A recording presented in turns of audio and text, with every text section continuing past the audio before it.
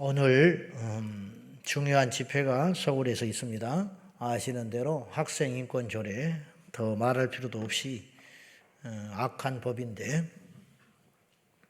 그걸로 이제 서서히 아이들을 정신적으로 불순종하고 이기적인 아이들을 만들어서 결국은 이 나라의 장래가 큰 위기를 당하게 돼 있습니다. 이대로 가면 이미 시작됐어요. 이미 쉽게 말하면 산불이 시작된 거예요. 그러니까 이제 꺼도 늦어요. 꺼도 후유증이 심각한데 불씨가 안 떨어지게 만들었어야 되는데 우리가 무지해가지고 몰랐던 거예요. 몰라가지고 인권을 이름을 가지고 애들을 망치고 있다는 걸 늦게 알아가지고 이제 서양 외국의 사례는 모르고 지금까지 완전히 무너져 버렸고 우리도 그 무너진 것을 향하여 달려가고 있는데 그걸 막을 수 있는 힘은 믿는 자들밖에 없습니다. 세상에는 예수 믿는 사람보다 착한 사람이 많아요. 예수 믿는 사람보다 양심적이고 선한 사람이 분명히 있습니다. 그러나 진리는 선함으로 막는 게 아니에요. 지켜내는 게 아니에요. 악은 세상에 일어나는 죄악들은 선함으로만 이길 수 있는 게 아니고 진리로 이길 수 있어요. 근데 그 진리를 아는 사람은 저도 부족하지만은 우리가 도덕적으로 월등하다는 뜻이 아니라 하나님의 말씀의 진리를 아는 사람은 현실적으로 예수 믿는 사람밖에 없어요. 그러니까 선하고 양심적인 사람도 인권은 다 주장하고 선하고 양심적인 사람도 동성애는 지지하잖아요. 이 차이가 크다는 거예요. 그래서 막을 수 있는 세력은 이 땅에 크리스찬밖에 없습니다. 그래서 오늘 1시에 시청역 1, 2번 출구에 오시면 비가 와도 집회를 합니다. 그 온 사람들이 할 일이 없어서 온 사람들이 아니에요. 다 자기 생업 포기하고 손가락질 받을 걸 각오하고 오는 자리입니다. 그러니까 비옷도 준비해놨다고 하니까 오늘 방송 보시는 분들은 1시까지 시청 1, 2번 출구에 오시면 그 집회에 참석하시고 우리 성도님들은 12시까지 교회로 오시면 차가 준비되어 있으니까 잘 따라서 장소에 이동하셔서 여러분들이 소리를 내주시기를 바랍니다.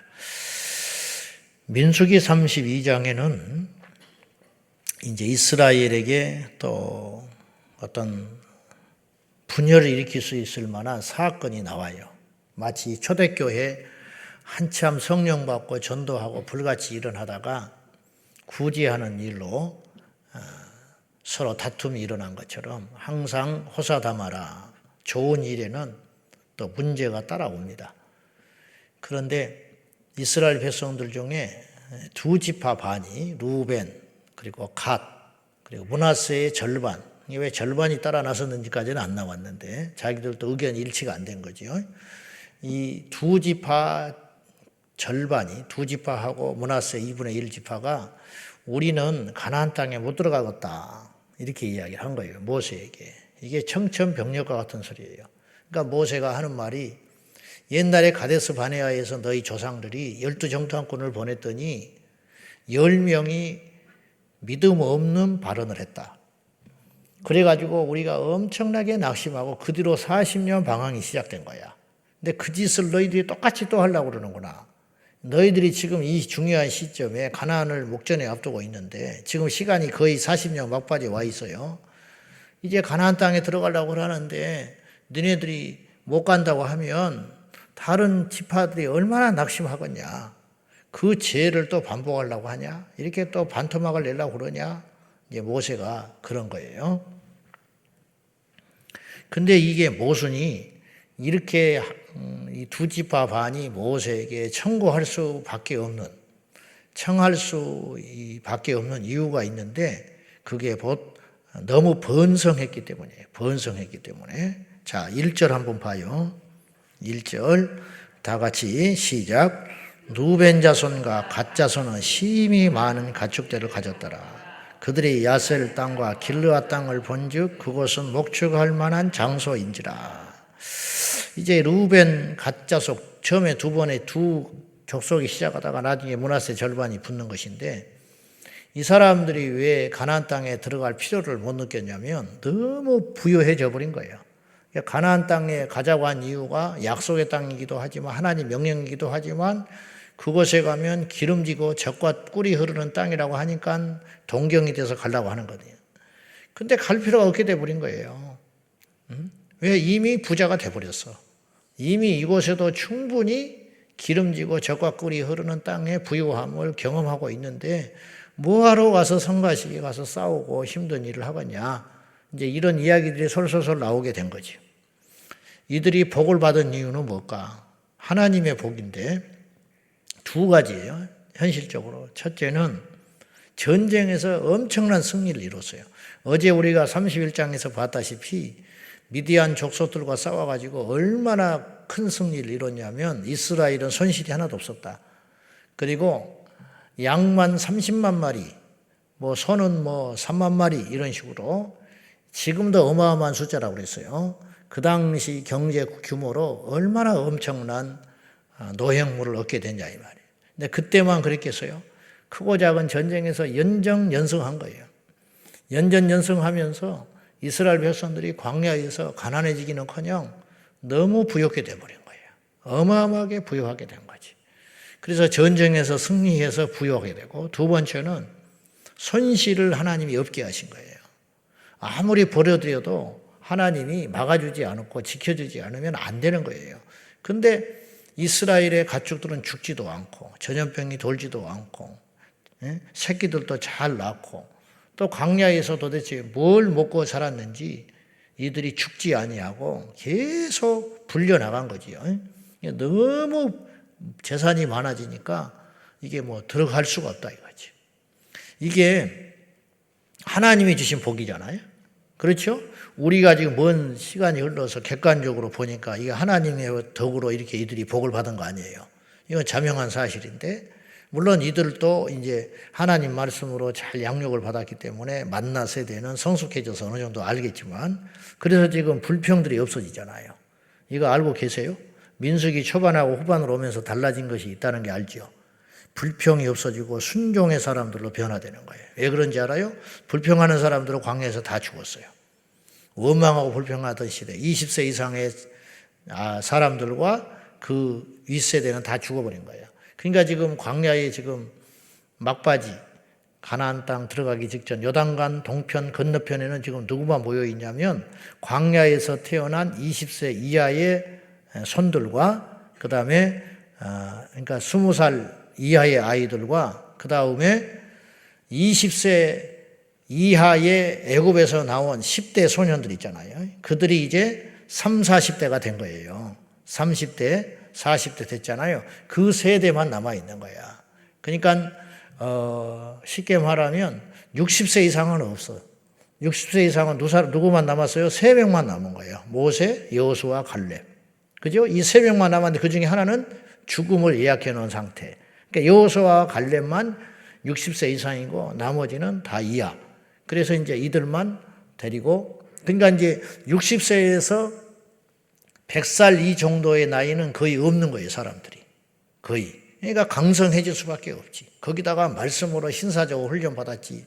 인내하고 순종하고 질서 이런 거 그리고 서로 간에 어떤 율법의 규례에 대한 도덕적 어떤 높은 도덕률 이거 누가 이런 민족을 이길 수가 있겠어요. 이렇게만 해도 강성한 민족이 되는 거예요. 요새도. 근데 그 옛날에 그 무지한 사람들 주먹구구 막 비상식적이고 그럴 때에 이런 세련되고 멋진 민족이 나타나니까 해볼 수가 없는 거죠. 현실적으로. 틀림없습니다. 말씀대로 살면 번성하게 되는 거예요. 말씀대로 살면 번성하는 이유가 첫째 하나님이 도와주기 때문이고 두 번째는 그 말씀이 이 땅을 우리가 살아가는데 정복하고 다스리고 이기는데 전혀 차질이 없는 완벽한 진리이기 때문에 그렇다는 거예요. 그러니까 우리 아이들한테 말씀을 부지런히 가르쳐주면 그냥 놔둬도 번성하고 복을 받고 잘 되게 돼 있어요. 거꾸로 사탄의 교육을 시키면 그냥 둬도 아무리 돈을 쏟아부어도 망하게 되는 것이고 아무리 좋고 맛난 걸 입히고 먹혀놔도 결국 망하게 돼 있다는 거예요. 이 원리가 너무 다르다는 거죠. 자, 아무튼지 이들이 너무 부욕해 돼가지고 못 들어가겠다는 거야. 그러니까 모세 입장에서는 청천벽력과 같은 일이 벌어지게 된 거예요. 갈라지는 것만큼 무서운 일이 없거든요. 자, 그래서 모세가 고민을 합니다. 어찌하여 다른 사람들이 이렇게 힘 빠지게 하냐? 낙심하게 만드냐? 그러니까 이들이 끝까지 포기하지, 자기들도 도저히 갈 수가 없다는 거예요, 지금. 그래서 모세를 설득하기 시작해요. 그 설득하는 내용이 세 가지 이유를 들어서 설득을 합니다. 자, 17절 한번 봅시다. 16절부터 볼까요? 16절 다 같이 봐요. 16절만 봅시다. 시작. 그들이 모세에게 가까이 나와 이르되 우리가 이곳에 우리 가축을 위하여 우리를 짓고 우리 어린 아이들을 위하여 성읍을 건축하고, 이 무슨 내용을 세 가지를 이야기하냐면, 첫째, 요단강을 건너서 가나안 땅에 안 들어가는 대신에 첫 번째, 이쪽에 우리가 성읍을 짓게 허락해 주세요. 그리고 이 성읍을 짓고 나서 가축과 어린아이들은 남겨놓고 놓게 해주세요.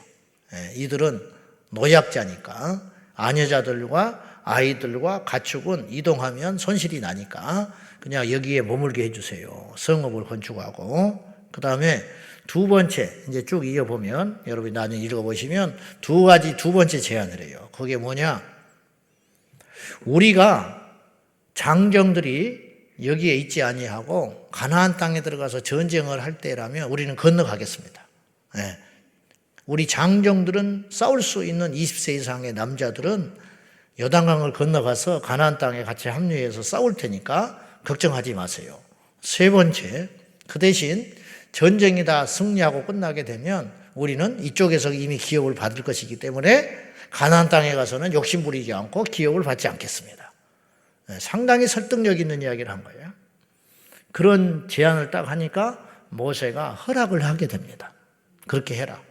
그래서 나중에 도피성이 요단강 건너편에도 짓게 된 이유가 이것 때문에 그렇게 된 거예요. 그러니까 우리가 생각하는 것처럼 이스라엘 백성들이 전체로 요단강을 건너가서 가나안 땅에 간 게 아니고 요단강을 중심으로 두 지파 반은 가나안 땅에 들어가지 않고 요단강 동편이라고 하는 곳에 머물게 되고, 그러니까 서편이 가나안 땅인 것이죠. 나머지는 건너가게 됐다. 그런 말이에요. 10지파 반은 건너가게 된 거예요. 그러니까 요단강을 중심으로 성읍을 이루게 산 거죠. 강이 있으니까 살 수 있는 거지. 그들이 그렇게 이제 모양새가 만들어지는데, 나중에 이 약속을 이 두 지파 반이 철저히 지키게 됩니다. 그래서 이제 모세가 120세에 죽어요. 죽고 나서 여호수아 1장에 가면 여호수아가 그 리더십을 이양하게 됩니다. 그러면서 여호수아가 걱정했던 것이 다른 게 아니고 제일 먼저 걱정했던 것이 굉장히 두려워하고 낙심하거든요. 왜 그러냐면 큰 거목 밑에는 잘할 수가 없어요. 그러니까 잘해야 본전이야, 여호수아는. 모세를 따라갈 수가 없고, 이스라엘 백성들이 툭하면 모세와 비교할 것이고, 툭하면 모세를 잊지 못할 것이고, 오죽하면 모세 시체가 없어진대. 아버지와 같은 존재인데 그 자리를 누가 대신할 수 있냐. 그렇게 절망하고 낙심하고 두려워할 때에 하나님께서 용기를 부어주시죠. 두려워하지 마라. 놀라지 말라. 내가 너와 함께하리라. 모세와 함께했던 것처럼 너를 결코 떠나지 아니하고 너와 함께할 것이다. 그런데 너는 한 가지만 지켜라. 좌로나 우로나 치우치지 말고 여호와의 율법과 계명을 지켜 행하라. 그리하면 네가 어디를 가든지 무슨 일을 하든지 누구를 만나든지 너의 평생에 대적할 자가 없으리라. 그래서 여호수아가 그걸 확 힘을 받아가지고 이제 일어나게 되는데, 일어나서 제일 먼저 걱정하고 있는 게, 제일 먼저 염려하는 게 뭐냐면 이 두 지파 반이 신경 쓰이는 거예요. 그래서 요단강 건너기 전에, 가나안 땅에 들어가기 전에 모세가 죽어버리니까 니네들 모세와 한 약속을 잊지 말아라 그래요.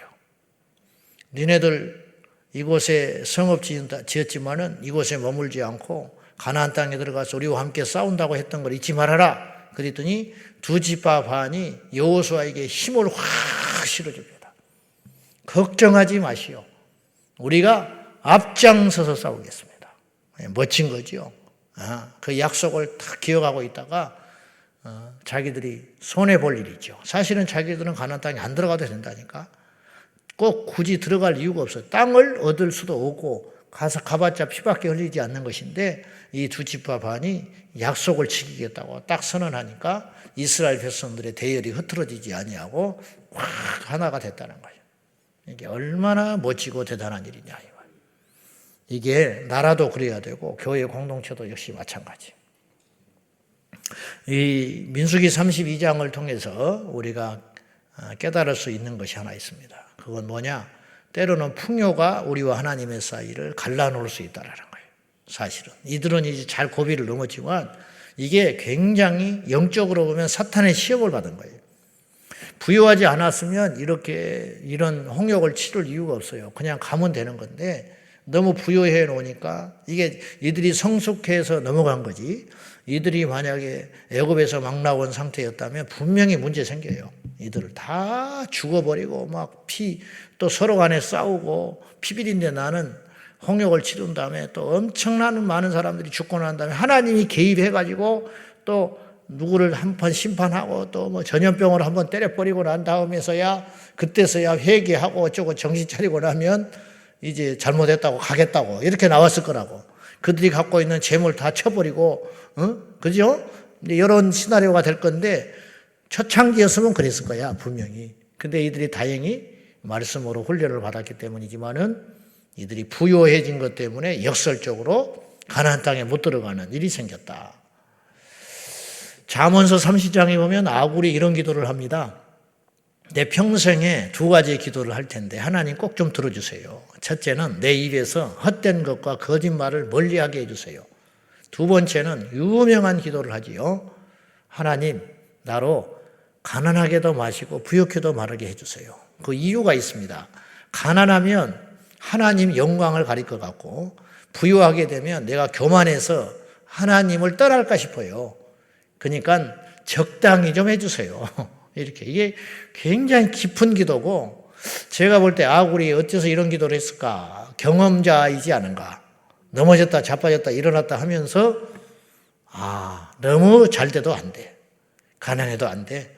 아마 이 진리를 깨달았지 않는가. 그러니까 이제 루벤과 이제 갓과 므낫세 절반 지파는 너무 부유해서 시험을 받는 일이 생겼다. 너무 가난해도 시험 들어요. 힘드니까 삶의 질고로 너무 부유해도 교만해질 수 있는 시험에 들 수 있어요. 그러니까 이걸 우리가 잘 지켜서 부유함이나 가난함이 나와 하나님의 관계를 깨뜨리지 않을 정도의 수준이 된다면 더할 나위 없이 좋은 관계가 되겠죠. 우리가 목표로 삼는 것은 그것까지 가는 것입니다. 그래서 가난해도 시험이 오고 부유해도 시험이 오니까 그것이 그 조건이 가난함과 부유함이라고 하는 외부적 조건이 나와 하나님의 사이를 깨뜨리지 않을 정도의 수준이 된다면 우리가 어찌 이런 시험을 당할 수 있겠습니까? 결코 만만치 않는 일이지만 말씀으로 훈련을 받으면 이런 일도 가능할 수 있다라는 믿음을 가지고 우리가 이 방향으로 가기를 바랍니다. 오늘 민수기 32장에서 또 하나 우리가 얻을 교훈은 가나안이라는 개념이 꼭 장소의 개념만은 아니다. 가나안 땅이 진정으로 약속의 땅이고 젖과 꿀이 흐르는 축복의 땅인 것은 분명히 맞지만 진짜 부요함은 하나님께 있다. 그래서 레위인들에게 땅을 주지 않았지요. 이제 믿음 위에 서 있는 하나님의 사람들에게는 이미 눈에 보이는 영토의 개념이라는 건 별 의미가 없게 되는 거예요. 레위인들이 먹고 사는 평생의 어떤 진정한 땅은 여호와의 이름이었어요. 하나님 때문에 먹고 사는 거예요. 그래서 땅 안 줘도 레위인들 중에 굶어 죽는 사람 없었고 폐가 망신한 사람 한 명도 없었어요. 이게 원리다 이런 말이죠. 우리에게 진짜 복은 하나님이라는 거. 이 세대가 지금 어쩐데 그렇게 순진한 소리를 하느냐 그렇게 말할지 모르나 지금보다 광야 생활은 더 힘들었어요.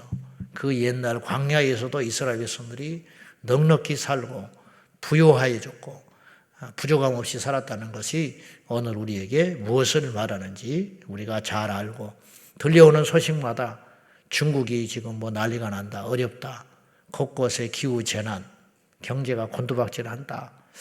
희한하지요. 이렇게 똑똑한 사람이 많고 이렇게 많은 지식이 있는데 왜 그렇게 열심히 살아가는데 점점점 힘들어지는지 모르겠어. 이 얻어진 부요함은 어디로 가는지 모르겠어요. 인간의 탐욕이 이런 것들을 불러오는 것 같습니다. 이런 난리와 난리, 재난과 재난, 힘든 소리가 들려올 적에 우리가 좌로나 우로나 치우치지 아니하고 하나님의 말씀을 굳게 붙잡고 살면 하나님께서 광야에서도 먹이시고 입히신 것 같이 오늘 우리에게도 그런 은혜로 인도하실 줄 믿습니다. 기도하십시다. 성도 여러분, 부요함과 가난함과 높음과 낮아짐이 하나님의 손에 달려 있습니다. 우리 하나님을 의지합시다. 그리고 하나님 말씀대로 살면 우리도 모른 채 강해지고 우리도 모른 채 잘되는 역사가 있습니다.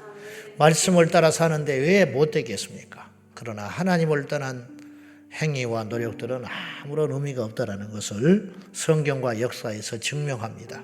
우리 모두 이 믿음을 가지고 주여 오늘도 우리가 눈에 보이는 부요함을 쫓아가지 말고 환경을 쫓아가지 말고 하나님 말씀을 쫓아가게 하여 주십시오. 다 같이 기도하겠습니다. 하나님 아버지, 루벤, 갓, 므낫세 절반 지파니 너무 잘 돼서 시험에 들 뻔했습니다. 다행히 이들이 넘어갔지만 말씀으로 이겼지만 결코 잘 되는 것만이 이 땅의 복이 아니고 하나님이 복인 줄로 믿습니다. 여호와께서 주시는 길, 여호와께서 주시는 평안, 여호와께서 주시는 우리에게 비전을 따라갈 때에 우리가 능히 승리하게 될 줄로 믿습니다. 주여 우리로 가난하게도 마시고 부욕해도 마셔서 오직 말씀 안에 살 수 있도록 도와주시옵소서. 세상의 사람들처럼 헛되고 헛된 것을 쫓아가지 않게 하시고 예수의 이름을 높이 들고 하나님 앞에 승리자의 편에 설 수 있도록 주여 우리를 붙잡아 주옵소서. 연약한 우리들, 어리석은 우리들, 무지한 우리들에게 하나님께서 눈이 되어주시고 길이 되어주시고 생명이 되어주셔서 우리의 인생을 이끌어 주시옵소서. 진정한 가나안은 땅에 있지 아니하고 하나님께 있음을 믿습니다. 우리가 어디서 무엇을 하든지 하나님의 약속 안에 머물러 진정한 가나안 땅에 머물 수 있도록 도와주옵소서. 주여 긍휼히 여겨 주옵소서. 하나님 아버지, 그 옛날 광야에서 너무 부욕해 되어서 시험에 들고 이스라엘이 분열될 뻔한 이 큰 사건 앞에 이들이 성숙하게 순종하고 질서 가운데 말씀을 준행함으로 고비를 잘 넘어가게 되었습니다. 주여 우리에게도 수많은 시험과 유혹이 밀려옵니다. 가난하면 가난한 대로, 부유하면 부유한 대로, 낮으면 낮은 대로, 높으면 높은 대로 우리에게 시험의 연속입니다. 그 모든 시험과 유혹을 이길 수 있는 힘은 하나님의 말씀에 대한 절대적 순종인 줄로 믿습니다. 주여 우리에게 이 믿음을 주옵소서.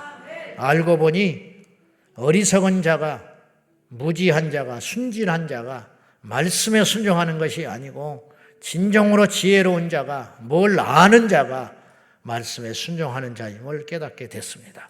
우리에게도 이 은혜를 주시고 이 눈이 떠지게 하여 주셔서 우리 교회 성도님들, 이 나라 이 민족에 속한 모든 거민들, 모든 열방이 하나님을 인정하고 하나님 말씀에 무릎 꿇게 하여 주옵소서.